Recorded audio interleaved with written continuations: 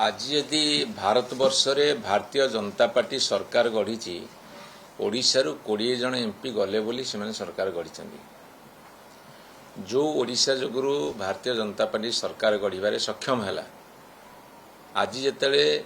Seat संख्या बढ़िबो बोली 16, 17, 18 रे स्पेशल सेशन बसुची पार्लियामेंट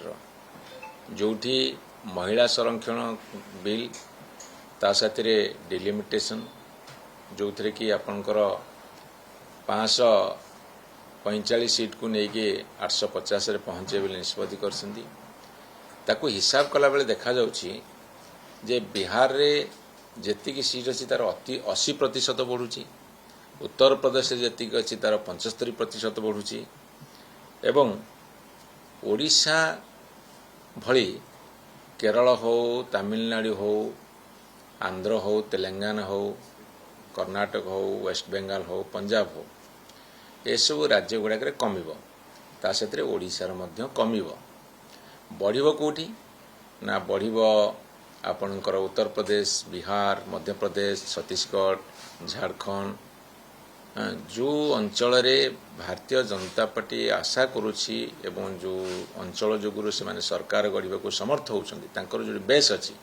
जोडा काओ बेल्ट जोडा हिंदी बेल्ट सेठी आशातीत भाव में संख्या बढ़ुची एवं साउथ इंडिया समेत ओडिशा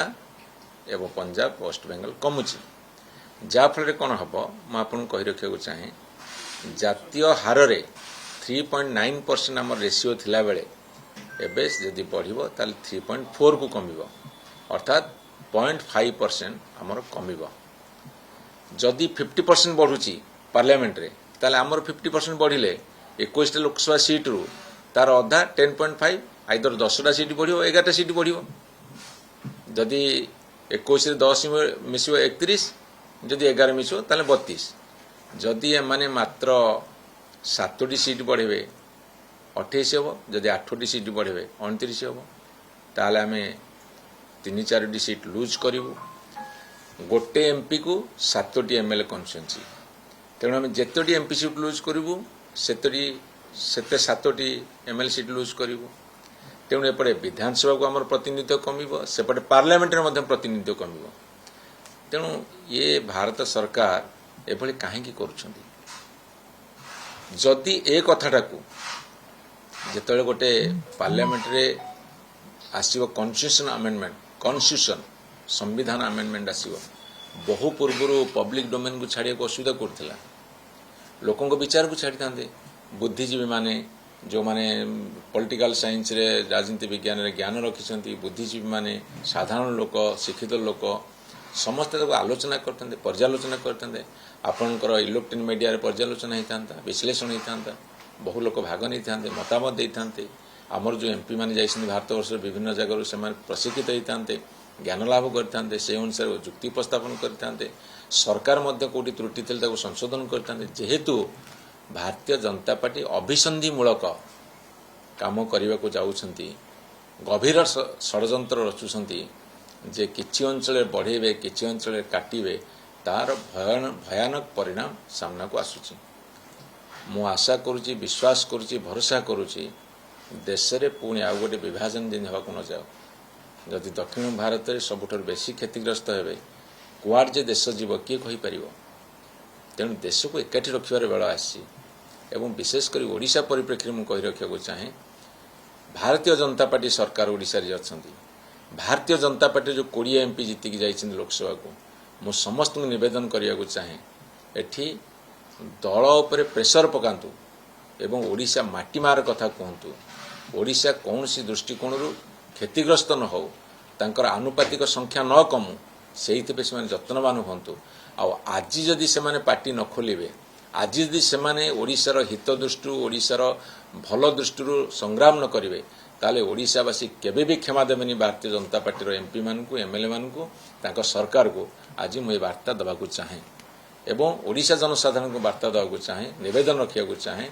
एभली एक घड़ीसंधि मुहूर्त में जिते डबल इंजिन सरकार द्वारा ओडिशा क्षतिग्रस्त होउची ए डिलिमिटेशन प्रक्रिया सीट संख्या बढ़िबारे आमे समस्ते वर्तमान जागंतु ଏବଂ ତା ବିରୁଦ୍ଧରେ तीव्र प्रतिक्रिया प्रकाश करंतु एवं प्रतिवाद करिया को रास्ता को ओह्लै आसंतु। एमाने 2011 जनगणना पर 2021 जनगणना करिया कथा। जदि कोरोना 2021 मसीह 20 मसीह ताले 22-23 मसीह करि पारथांदे। सेमानकर गोटे सुदूर प्रसारी अभिसंधिमूलक षड़यंत्र ए भितरे बारी हो पड़ुची। तेणु तांकर को उद्देश्य कर जना पड़ुनी। एवं आउ गोटे सब बड़ कथा मुझे आपण मानक कही रखे जो डिलिमिटेशन प्रक्रिया रे सीट संख्या बढ़िबो सेठी ओबीसी मानक पे किछि नाही। धरतु 33% महिला संरक्षण बिल हम एटा तो 23 मसीहा सेप्टेम्बर 20 पास होता लोकसभा राज्यसभा पुणी आउ थे कहीं आनुंट से उद्देश्य जना पड़ूनी। आपणकर जदि ओबीसी मानक संरक्षण देवे ताहले ओबीसी महिला माने बहुत माने बाद पड़े अर्थात से माने वंचित हेबे एवं एससी एसटी महिला मानकू ता भीतर दे पारन वन थर्ड कि सबुठ क्षतिग्रस्त ओबीसी महिला ओबीसी जातिभित्तिक जनगणना हो जाता जदि जो से आरंभ करने जाऊँगी ताहले बहुत कथा ए देश समाधान सूत्र बाहर था। से इंटेंशन ओबीसी की नदवाई यहाँ स्पष्ट जना पड़ी 2011 जनगणना को नहीं। द्वितीय कथा कौन जे भारत वर्ष हम ता आकलन करिया वर्तमान बहुत कठिन व्यापार। सतर्क रुहतु भारतीय जनता पार्टी सरकार।